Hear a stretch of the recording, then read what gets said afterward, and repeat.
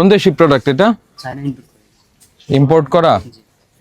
ইম্পোর্টের কাগজপত্র আছে আপনাদের কাছে? এটা বাংলাদেশে তৈরি হয়ে যদি চায়না প্রোডাক্ট হিসাবে বিক্রি হয় তাহলে ভোক্তা প্রতারিত হবে। এটা যে চায়নার সেটার সপক্ষে আপনার কাগজপত্র রাখতে হবে। আপনি কথা না বলে আমার কথা শোনেন। আমার দেশের তৈরি জিনিস যদি আপনি চায়না বলে বেশি দামে বিক্রি করে দেন তাহলে তো মুশকিল।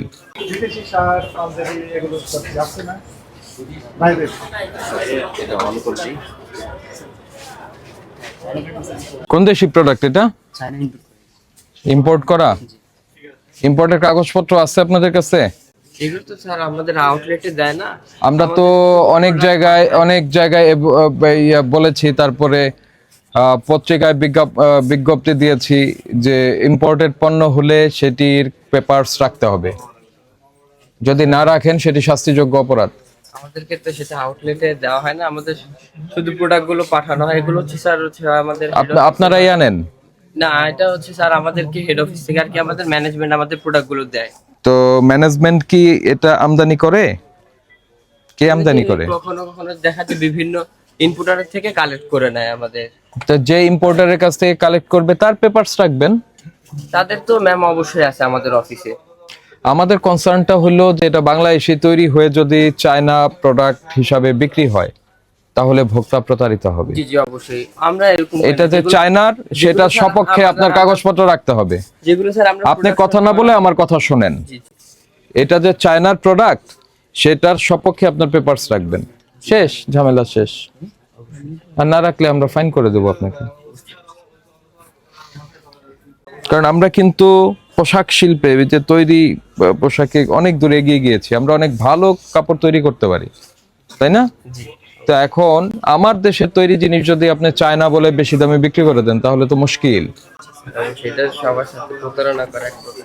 হ্যাঁ, এক প্রকার প্রতারণা। তো আপনি বিষয়টা বুঝতে পেরেছেন। তো উনি বুঝতে পেরেছেন কিন্তু কোনো কাগজপত্র রাখেননি। কাগজপত্র তাহলে দেখাতে হবে আমাদের।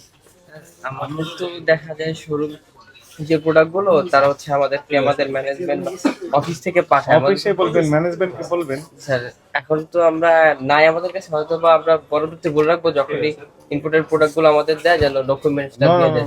এগুলো কি হবে তাহলে? ইম্পোর্ট করছে এগুলো তো স্যার এখন আপাতত আমার কাছে আনা নাই। আপনার কাছে এখন ম্যানেজমেন্টকে বলবেন কাগজ দেন। ম্যানেজমেন্টকে তো আমি জানাতে পারি। এখন জানান, হোয়াটসঅ্যাপে নিয়ে আসেন। দেখেন কাগজ দিতে পারে কিনা। এখানে কিউআর কোডটা কি মিন করছে?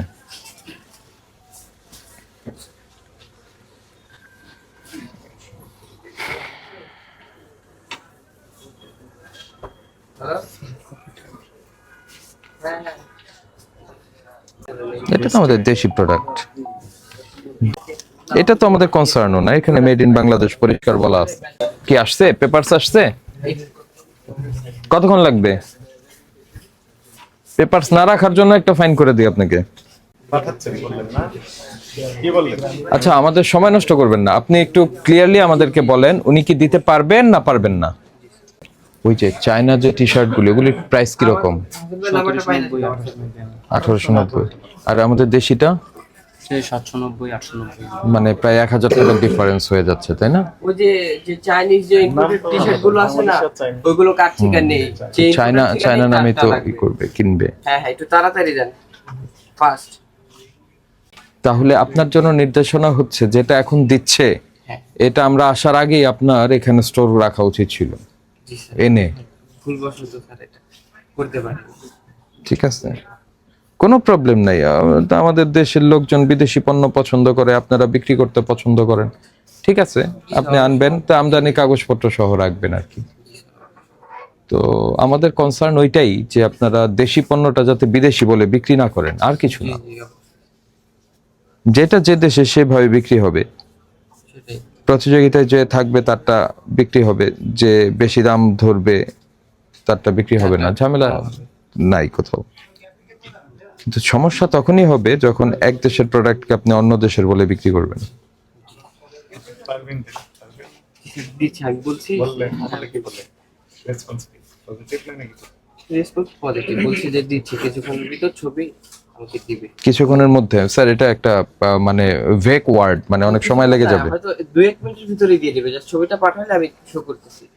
আমরা পাশে আছি, আপনি একটু রেডি রাখেন। জি স্যার, অবশ্যই অবশ্যই।